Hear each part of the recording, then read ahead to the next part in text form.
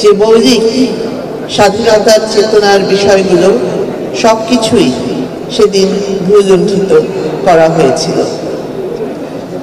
বঙ্গবন্ধু শেখ মুজিব শুধু একজন ব্যক্তি ছিলেন না, তিনি একটি দর্শন, তিনি একটি আদর্শ। যেই দর্শন এবং আদর্শের কোনো মৃত্যু নেই। আমরা দেখেছি যে একদিকে যেমন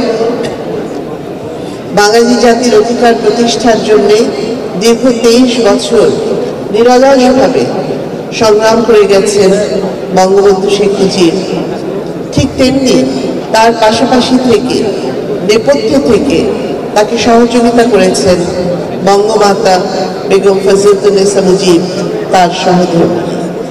কাজে এই মহিয়সী নারীরও আমাদের স্বাধীনতা সংগ্রামে যে অমূল্য অবদান রেখে গেছেন সেটাও জাতি চিরকাল শ্রদ্ধাভরে স্মরণ করে। জাতির পিতা বঙ্গবন্ধু শেখ মুজিবের জীবনকে আমরা যদি একটু বিশ্লেষণ করি তাহলে দুটো ভাগে যদি দেখেন, খুবই স্বল্প পরিসরের জীবন তার, এবং তার প্রথম অংশে যে 23 বছর তিনি কেবলমাত্র মানুষের অধিকার প্রতিষ্ঠার জন্যেই সংগ্রাম করে গেছেন। জেল জুলুম, মামলা হামলা সকল কিছু সহ্য করে গেছেন, কিন্তু অন্যায়ের কাছে কখনো মাথা নত করেননি। বাঙালির অধিকার প্রতিষ্ঠায় তিনি কখনো পিছপা হননি, তিনি কখনো সেখানে কোনো আপোষ করেননি।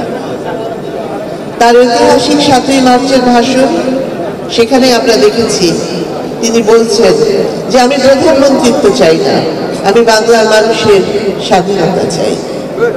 তার ব্যক্তিগত জীবনে কোনো চাওয়া পাওয়া ছিল না, তিনি ছিলেন নির্দোষ নির্মম এক মানুষ, যিনি কেবলমাত্র দেশ, জাতি এবং মানুষের কল্যাণে কাজ করে গেছেন। দুঃখী মানুষের মুখে হাসি ফোটানোই ছিল তার জীবনের মূল আদর্শ। এবং আমরা একটু লক্ষ্য করলেই দেখি যে টুঙ্গিপাড়ার সেই খোকা থেকে বেড়ে ওঠা, পরাধীনতার শৃঙ্খল থেকে বাঙালি জাতিকে মুক্ত করে স্বাধীনতার সূর্য ছিনিয়ে এনে একটি স্বাধীন বাংলাদেশ, স্বাধীন সার্বভৌম বাংলাদেশ, লাল সবুজের পতাকা এবং একটি সংবিধান উপহার দিয়েছিলেন আর অন্য কেউ নয়, জাতির পিতা বঙ্গবন্ধু শেখ মুজিব। আর তার সেই বেড়ে ওঠা, খোকার জীবন থেকে বেড়ে ওঠার অনেক উদাহরণ রয়েছে, যেখানে দেখবেন যে সেই শিশু বয়স থেকে তিনি মানুষের প্রতি কতটা দরদি একজন মানুষ ছিলেন। একটা শিশুকাল থেকে তার পরিচয় আমরা পেয়েছি এবং পরবর্তী জীবনেও তাই। এই দুঃখী মানুষের কষ্ট লাঘব এবং বৈষম্য, অন্যায়, অনাচার এর বিরুদ্ধে দাঁড়ানোই ছিল তার জীবনের মূল লক্ষ্য। পরবর্তীতে 52 ভাষা আন্দোলনে, সেই 48 থেকে 52 ভাষা আন্দোলনেও তিনি গুরুত্বপূর্ণ ভূমিকা রেখেছেন। তাকে তখন গ্রেপ্তার করে কারাগারে রাখা হয়েছিল এবং কারাগারে অন্তরীণ থাকার সময়ই 52 এই ভাষা আন্দোলনের পর যখন তাকে মুক্ত করা হয় তখন তার শারীরিক অবস্থা খুবই দুর্বল হয়ে গিয়েছিল, কেননা তিনি সেই জেলের ভিতরেই তখন অনশন করেছিলেন এবং সেই অনশন করে প্রায় মৃত্যুমুখে পতিত হচ্ছিলেন, এমনই একটি পরিস্থিতি হয়েছিল। সেই সময় তাকে তার পিতা, যখন তিনি মুক্তি পেলেন, তাকে কারাগার থেকে নিয়ে বাড়িতে নিয়ে যান এবং তখন বঙ্গমাতা বেগম ফজিলাতুন্নেসা মুজিব, যাকে তিনি রেণু বলে ডাকতেন, তিনি বঙ্গবন্ধুকে বারবার বলছিলেন যে তোমাকে এই অনশন কে করতে বলেছে, নিজের শরীরের এই পরিস্থিতি তুমি করেছ, আজকে যদি তোমার কিছু হয়ে যেত তাহলে আমাদেরই বা কি হতো আর দেশের মানুষেরই বা কি হতো। বঙ্গবন্ধু শুধু এটুকুই জবাবে বলেছিলেন যে আমার কোনো উপায় ছিল না। এই যে একজন মানুষ, সমগ্র জাতির দায়িত্ব তিনি নিজে দিয়েছেন এবং যা তার করা সঠিক মনে হয়েছে, নিজের জীবনের ঝুঁকি নিয়েও তিনি সেটা করেছেন এবং বলেছেন যে তার আর কোনো উপায় ছিল না। এখান থেকে আমরা তার সেই ব্যক্তিত্বের পরিচয় পাই। এবং তারপরে 6 দফা, 69-এর গণ অভ্যুত্থান, 71-এর স্বাধীনতা যুদ্ধ, 71-এর সেই 25শে মার্চের কাল রাত্রিতে বঙ্গবন্ধুকে 32 নম্বর ধানমন্ডির বাড়ি থেকে গ্রেফতার করা হয়। তিনি চাইলে ওখান থেকে আগেই সরে যেতে পারতেন, কিন্তু তিনি তো তা করেননি। তিনি 25শে মার্চ 32 নম্বরের সেই বাড়িতেই অবস্থান করেছেন এবং সেখান থেকেই তাকে পাক বাহিনী গ্রেফতার করে সেদিন নিয়ে গিয়েছিল এবং দীর্ঘদিন জানা যায়নি যে তাকে কোথায় নিয়ে যাওয়া হয়েছে। এরকম অসংখ্য উদাহরণ রয়েছে তার সাহসিকতা, অদম্য সাহস। আইয়ুব শাহী, ইয়াহিয়া শাহীর রক্তচক্ষু তাকে কখনো দমাতে এমন কুসন্তান হলাম দেশের জন্য, এখন পরামর্শ যে আপনি দেশ ছেড়ে চলে যান, এই অবস্থা হলো আমার। মনে করি না আমার এই অবস্থা হয়েছে যে আমি দেশেরই সন্তান, এই দেশেই থাকবো, দেশের জন্য যে কাজ করি সেটাই করব, এটা যতদিন আমি বেঁচে আছি সেটাই করে যাব। আমাকে বিভিন্ন দেশ থেকে আহ্বান জানায়, আমি কেন এখানে দেশে থাকছেন। আজকেও একটা নতুন দেশ থেকে আহ্বান পেলাম, বলে আমরা সব ব্যবস্থা করে দেবো। এটা আরেকটা নতুন দেশ যোগ করে আছি। কিন্তু আপনি বাংলাদেশেই থাকতে চান, এবং আমাদের কাছে যেটি মানে আমরা সাংবাদিক হিসেবে আপনাকে প্রশ্ন করতেই হয়, আপনি দেখেছেন যে আপনার প্রতিষ্ঠিত গ্রামীণ ব্যাংকের একটি সংবাদ সম্মেলন হয়েছে, সেই গ্রামীণ ব্যাংকের সংবাদ সম্মেলন থেকে আপনার বিরুদ্ধে যে অভিযোগ করা হয়েছে সেই অভিযোগ মানি লন্ডারিং এর।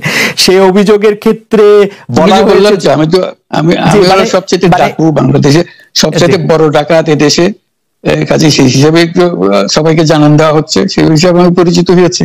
আমি সবচেয়ে বড় ডাকাত, আমি সবচেয়ে সাংঘাতিক মানুষ যে দেশের সর্বনাশ করে যাচ্ছি, সেইভাবে পরিচিত হয়েছে। আপনি আমাদের একটু বলবেন যে আপনি বাংলাদেশের জন্য বা আপনার পরবর্তী লক্ষ্যগুলি কি সারা পৃথিবীর জন্য? আপনি তো শুধু বাংলাদেশ নিয়ে ভাবেন না, যে আপনি আসলে কি করতে চান বা কেমন দুনিয়া চান বা কেমন বাংলাদেশ চান, সেটা আপনার কি লক্ষ্য এই মুহূর্তে? বললাম যে এটাই হলো আমাদের স্বপ্নের বীজতলা, যে আমাদের স্বপ্নগুলো একটা একটা দাসে একটা নতুন আইডিয়া আসে, সেটা একটা বীজতলা। এটা আমরা ট্রাই করে দেখি, একটা ছোট আকারে করি, এটা সফল হলে আরেকটু বড় আকারে করি, এটা বাংলাদেশি করে। একবার সফল হলে সারা দুনিয়া এটা লুফে নেয় দেওয়ার জন্য, সারা দুনিয়ার লোক এখানে আসে, আমাদের লোককে নিয়ে যায়, সেভাবে কাজকর্ম করছি। এটা আমরা একটা থাকছি বাংলাদেশে, করছি বাংলাদেশে, কিন্তু সারা দুনিয়ার লক্ষ্য আমাদের দিকে, আমরা কি করছি, কি চিন্তা করছি, কিভাবে এগুলো পরিচালনা করছি। এবং তার মধ্যে ব্যাখ্যা হিসেবে যেটা আমরা বারবার বলছি, আমরা একটা নতুন পৃথিবী গড়তে চাই। সেই পৃথিবী হচ্ছে 3 শূন্যের পৃথিবী। এটাও বহুবার বলা হয়েছে, তার উপরে বই লিখেছে 3 শূন্যের পৃথিবী কি হবে, যে 0 কার্বন এমিশন, যেহেতু পৃথিবী ধ্বংস হয়ে যাবে এই গ্লোবাল ওয়ার্মিং এর কারণে, একে রক্ষা করতে হলে আমাদের 0 কার্বন এমিশন অ্যাচিভ করতে হবে। কাজে এটা এমন বিশ্ব আমাদের গড়তে হবে যেটা 0 কার্বন এমিশনের বিশ্ব হবে। 0 ওয়েলথ কনসেন্ট্রেশন। আমরা উন্নয়ন বলছি, যে উন্নয়নের সফলতা গুটিগত মানুষের কাছে যায়। এটা শুধু বাংলাদেশে না, সারা পৃথিবীর এই অবস্থা, যে টাকার সমস্ত টাকা গুটি হতে মানুষের কাছে চলে যায়। দুনিয়ার যত সম্পদ আছে এই মুহূর্তে, তার 90% যে সম্পদ, এটা হয়তো 5% লোকের কাছে, 90% 5% লোকের কাছে হয়ে গেল।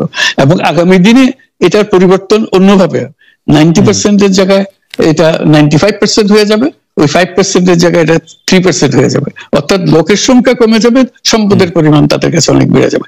এটি হলো বর্তমান অর্থনীতির কাঠামো।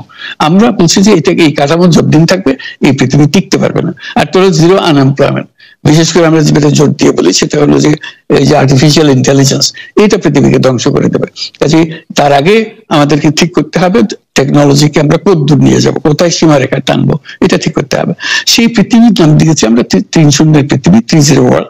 এই আমরা একটা পৃথিবী গড়তে চাই যেখানে এই যে 0 ওয়েলথ কনসেন্ট্রেশন, 0 আনএমপ্লয়মেন্ট এবং 0 ওয়েলথ আর্টিফিশিয়াল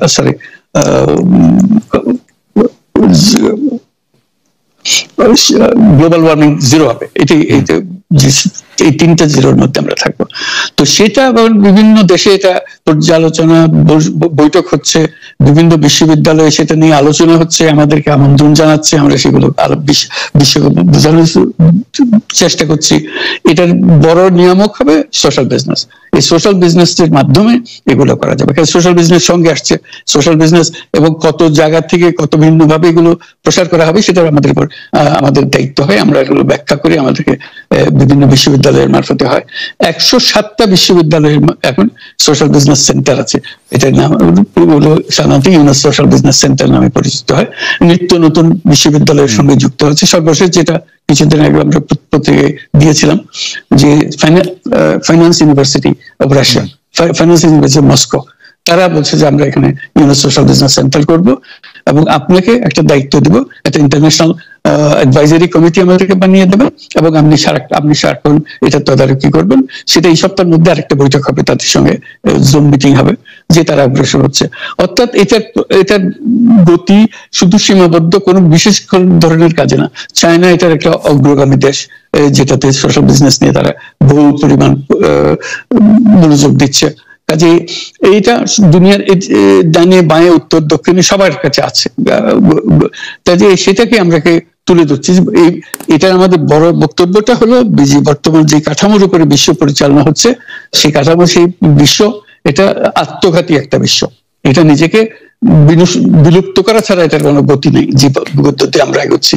কাজে এই বিলুপ্ত হওয়ার আগে যদি আমরা নতুন কাঠামো করতে পারি, নতুন সভ্যতা গড়ে তোলা, এই নতুন সভ্যতা গড়ে তোলার জন্য এই সমস্ত আয়োজন হচ্ছে। সেই কারণেই এই পৃথিবীর এত ইন্টারেস্ট দেখছেন, যে আলোচনা দেখছেন, যে তারাও অনুভব করে যে এটার একটা রাস্তা বের করতে হবে। আমরা একটা রাস্তা বের করেছি, এটা তাদের কাছে সম্পূর্ণ মনে হচ্ছে নাকি আরো এডিশন দরকার হবে, কিন্তু তারা এটার মধ্যে জড়িত হতে চায়, তারা করছে। তার সঙ্গে আমরা 3-0 ক্লাব, আমরা বলছি যে এটা শুধু মুখে কথা বললে হবে না, এটা কার্যে পরিণত করতে হবে।